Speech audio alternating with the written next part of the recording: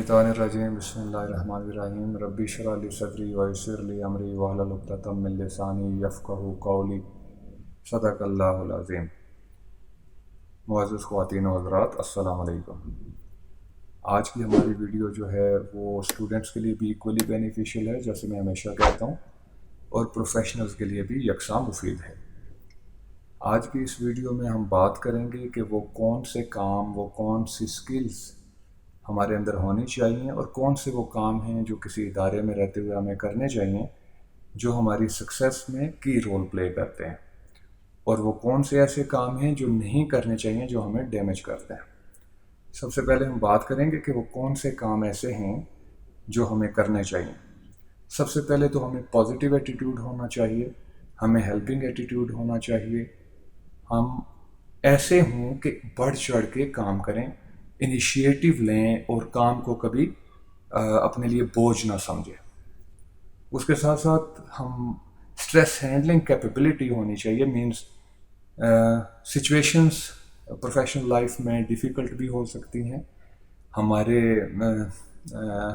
मिजाज के ख़िलाफ़ भी हो सकती हैं और बहुत ज़्यादा बर्डनाइज्ड भी हो सकते हैं। और जो ट्रू प्रोफेशनल है उसके अंदर स्ट्रेस हैंडलिंग कैपेबिलिटी का होना बहुत ज़रूरी है कि चाहे जितनी भी मुश्किल हालात हों वो उनमें सर्वाइव कर सके और खंदा पेशानी और खुश दिली के साथ काम करे। इसके साथ साथ हमारे अंदर टाइम मैनेजमेंट स्किल्स भी होनी चाहिए। अगर हम स्टूडेंट हैं तो हम बर वक्त अपना होमवर्क मुकम्मल करें, अगर हम प्रोफेशनल हैं तो इदारे की तरफ से हमें एक टाइम लाइन दी जाती है, डेड लाइन दी जाती है कि जिसके अंदर रह के हमें काम मुकम्मल करना होता है। तो अगर हमारे अंदर टाइम मैनेजमेंट स्किल्स होंगी तो हम बर वक्त अपना काम कर सकेंगे, अब टाइम के अंदर रह के अपना काम कर सकेंगे, और ये हमारे अपने सक्सेस के लिए, अपने ग्रो करने के लिए भी और इदारे के लिए भी ये चीज़ मुफीद है। डिस्पाइट ऑफ द फैक्ट कि हम किसी भी इदारे में सर्व कर रहे हों, हमारे अंदर टाइम मैनेजमेंट स्किल का होना बहुत ज़रूरी है। उसके साथ साथ हमें इनिशिएटिव लेने वाला होना चाहिए।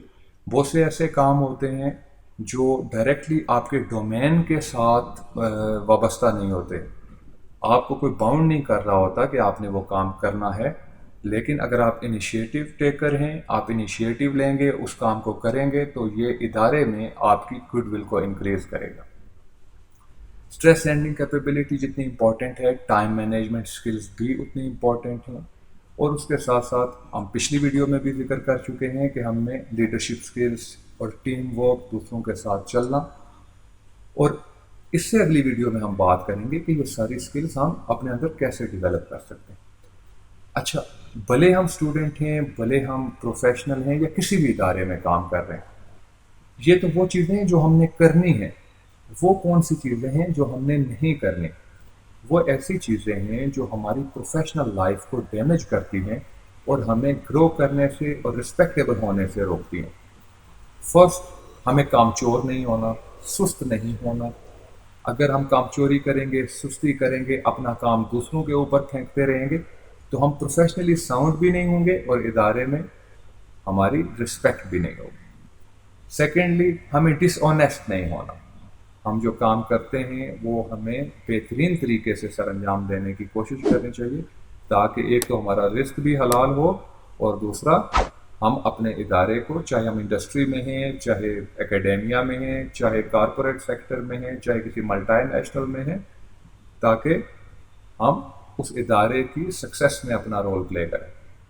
अच्छा, और क्या नहीं करना, इसमें इम्पॉर्टेंट ये है कि हमने बहुत ज़्यादा चमी नहीं होना लोगों के साथ, कोलीग्स के साथ। हेल्पिंग एटीट्यूड रखना है, उनके साथ कोऑपरेटिव होना है, बट चमी नहीं होना। अच्छा, चमी की एक एग्जांपल मैं आपको दूंगा।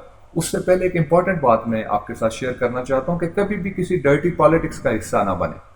जब आप डर्टी पॉलिटिक्स का हिस्सा बनेंगे तो वक्ती तौर पे तो आपको लगेगा कि आप फ़ायदा उठा रहे हैं, but at the end of the day you will lose your respect. At the end of the day respect हमेशा स्ट्रेट फॉरवर्ड और ऑनेस्ट बंदे की होती है। अच्छा, मैंने एक बात की थी कि इदारों में काम करते हुए आपको हेल्पिंग एटीट्यूड होना चाहिए, कोऑपरेटिव होना चाहिए, बट चमी नहीं होना। अब बहुत ज़्यादा अननेसेसरीली दूसरों के ऊपर रिलाय करना और बहुत ज़्यादा बीच में घुसना, इट डैमेज यू। और इसके लिए मैं एक छोटी सी आपको एग्जांपल भी दूंगा। वो आपने बड़ी फेमस कहानी सुनी होगी, चूहे और मेंढक की। चूहे और मेंढक की दोस्ती हो गई और उन दोनों ने आपस में ये डिसाइड किया कि एक तो बिल में होता है और दूसरा पानी में होता है। तो उन्होंने कहा कि हम आपस में गपशप कैसे करेंगे।